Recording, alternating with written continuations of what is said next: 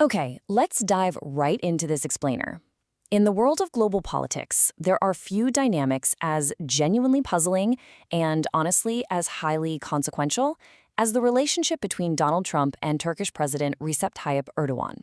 Today, we're going to map out exactly what holds this seemingly contradictory alliance together. The core paradox here is pretty wild. Look, we're all familiar with Trump's hallmark foreign policy, right? It often involves testy blowups and fallouts with traditional U.S. allies. But then when it comes to Erdogan, there's this deep, almost uncritical affinity. Trump consistently shows an eyebrow-raising level of favoritism, completely ignoring Turkey's documented democratic backsliding, its fierce criticism of Israel, and its vocal support of Hamas. So how does this relationship actually function on a practical level? Let's move to Section 1, the Turkish windfall. We're going to look at the tangible policy wins for Ankara. $700 million. That is staggering. That's how much the Trump administration is reportedly pushing in jet engine sales for the Khan, which is Turkey's very first indigenous combat jet. This is a massive, massive technological and military windfall just being handed directly to Ankara. To really grasp the weight of that windfall, you have to realize how drastically things have shifted. Back in 2019, during Trump's first term, the U.S. sanctioned Turkey and actually kicked them out of the F-35 fighter jet program for buying Russian S-400 air defense systems. Around the exact same time, the Justice Department charged Turkey's state-owned Halkbank with helping Iran evade American sanctions. But after a pivotal meeting between Trump and Erdogan in 2023, the landscape completely flipped.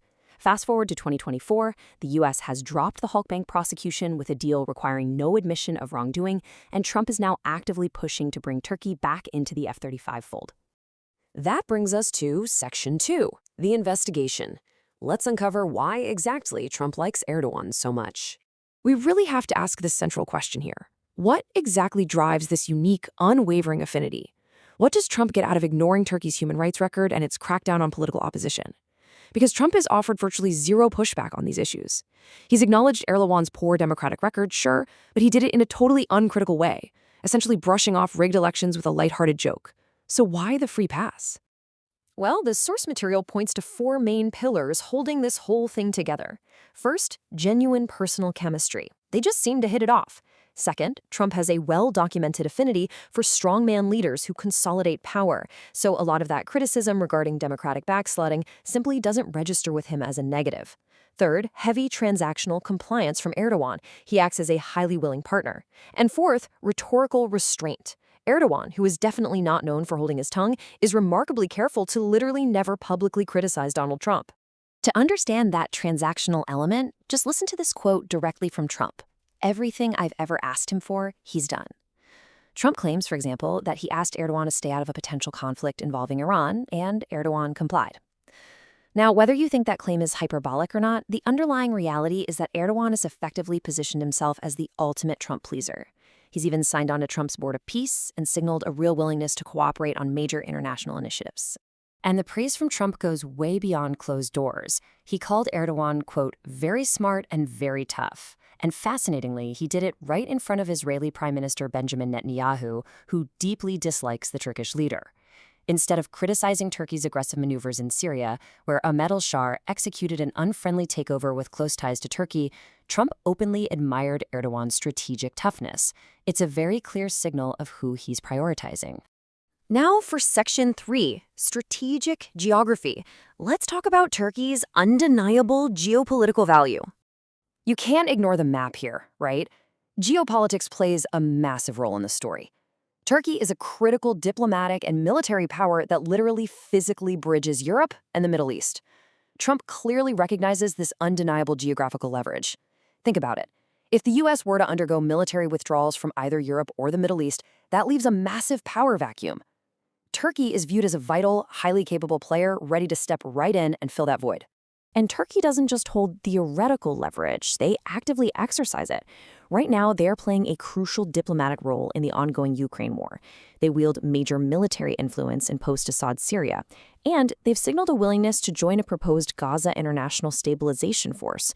From a strictly pragmatic standpoint, their vast military capabilities make them a highly valuable, even if controversial, partner on the global stage. Moving into our final section, Section 4, the geopolitical backlash. let's look at the domestic and international fallout. Because, of course, this alliance doesn't exist in a vacuum. It has generated a remarkably rare, unified, cross-spectrum resistance.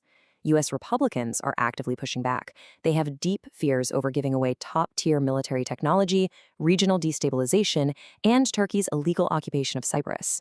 Meanwhile, U.S. Democrats are absolutely outraged over the Halkbank deal, viewing that sanctions evasion scheme as a critical financial lifeline to the Iranian regime.